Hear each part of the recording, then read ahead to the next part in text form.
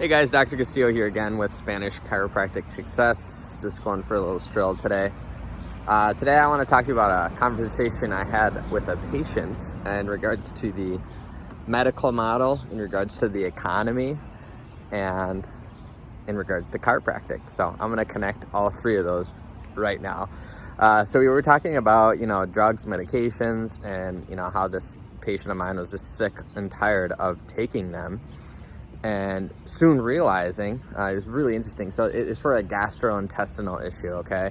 So if you think about it, if you go to a medical doctor and they tell you, hey, you have this issue, so we're gonna give you some meds, and then send the patient home with the meds and hope that it works, for the GI issue.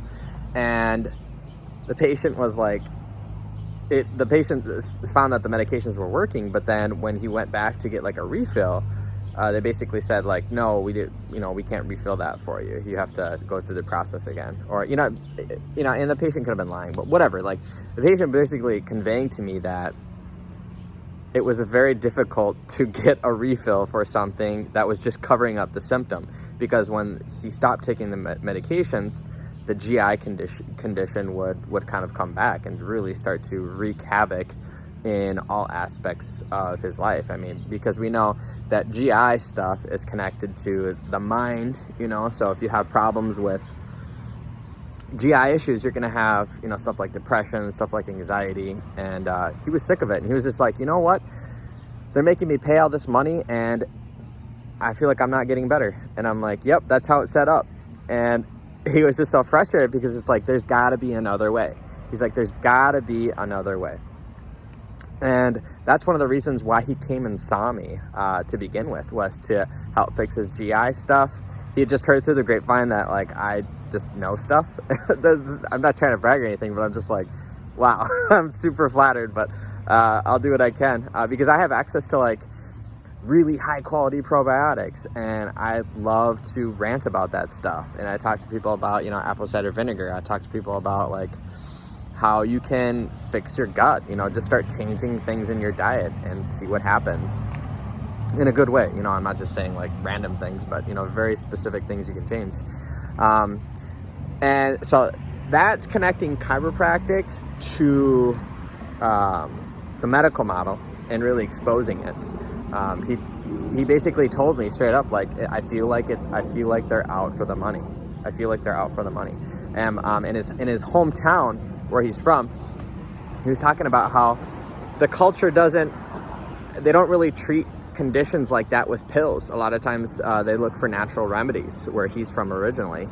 And I was like, yep. And you can probably guess that the rates of GI or anxiety or mental disorders are probably less in that country versus the United States for obvious reasons. Money, and it's like, it's a no-brainer. I mean, people are not stupid. I mean, they're getting smarter and smarter because social media, I feel, is exposing people in the medical realm, especially big pharma. So what this all boils down to from an economical standpoint is, for some reason, I don't know, I feel like Spanish speakers that I take care of are more interested in like natural remedies. Like they actually ask me stuff in regards to that. Whereas my English speakers that are more like maybe hypnotized by the US culture are more interested in like the medical stuff, the medicine, like give me the injections, give me the ablations. Whereas Spanish speakers are like, hey, like I'm looking for the natural stuff, like what do you know? And I just tell them what I know, and they're like, wow, thanks. And I tell them like, you're not gonna find this stuff online. You're not gonna find this. You're not gonna talk to a medical doctor, and they're not gonna tell you to take this said supplement that's natural in order to treat this specific condition. Guarantee it, because it just goes right over their head. They're not educated in that realm. They're not educated in the natural. It's nothing against medical doctors. It's actually more of a hospital administration / culture issue, right? So what I'm saying is that when you look at it from a very economical standpoint, if you as an individual go more of the natural route, which actually takes more work and effort, you're probably going to spend less money on stuff, out of your own pocket. But the flip side is you're not engaging with the medical model. You're not engaging with Allina Hospital or Health Partners or whatever major hospital is in your area. You're not going to be doing that. So then what ends up happening is, since you don't show up to play at their playground, you're not paying them anything. You're not a customer anymore. So then what ends up happening is, if you're not going to show up and play with them and you're not going to be a customer, then they just lost a customer. Then they just got less money. And guess what? You just spent less money. So you saved yourself money, number one.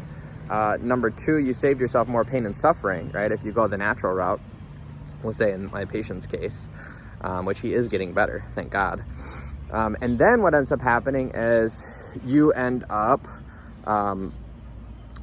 saving yourself pain down the road, which then ends up saving you money. Because if you were to just keep taking drugs, you would experience the same exact condition, and maybe even worse. Maybe it ends up, it could, I mean, with his condition, it probably could result in surgery if he hadn't done anything constructive or in the natural realm, you know? So I don't know, just think about that, because, you know, if you take a population like that, you know, and I'm 50-50, so I can kind of talk like this, but you have like somebody that's Spanish speaking, right? And they're more interested in the natural route, and then they teach that to their family and their friends and family. Them as a culture are going to be saving money, right? Which helps the economy, right? They're going to be playing less with medical doctors and hospitals, so giving them less money, which then will decrease the total amount of expenses, right? As far as like a whole country, let's say, like from a grand scheme of things, let's say more people used the natural route in regards to like gastrointestinal issues. Instead of medications, they're actually just eating better and making better health choices. Now all of a sudden, the US economy has more money to spend versus wasting money on drugs and medications, or, you know, time with medical doctors giving them bad advice, right? So then they're able to allocate that extra money and then put it towards something else, like green resources or oil production or education. I don't care. Like, I'm not a politician, so I don't work in the government, so I don't know what I would do specifically with an extra several $1 million. You know what I mean? So technically, by taking care of Spanish speakers, you're probably going to make the economy, bring the economy to a better state, and probably help the economy allocate money differently and take money that's wasted in the health sector, which is like ridiculous. Like we all know that the US spends a ton of money on medicine and drugs, and like just waste a ton of money. Like it's just silly. Like everybody knows. And if we were to do that, you see what I mean? Like I'm not trying to talk in circles or be redundant, but I'm just trying to like help you understand that taking care of Spanish speakers not only can improve the economy, because you're empowering a culture that already really wants the natural realm. Hey, good afternoon. Number two, you're obviously helping them save money. And then number three, you are empowering a community to take control of their health versus just cover it up with symptoms. So I know, kind of like in a roundabout way, you have, you can look at it from just chiropractors taking care of Spanish speakers, but on a whole grand scheme of things, like it could be so much more than that, simply because of how the culture treats health and wellness. So hopefully you guys learned a couple things during this video. And if you have any questions, if you're a chiro student, you want more help with bringing more Spanish speakers to your clinic, or you just want to ask me questions about my experience, feel free to DM me, message me, leave a comment, like, share this stuff with other chiros that are interested in learning more about Spanish, and I'm here to help. So you guys have an awesome and blessed day.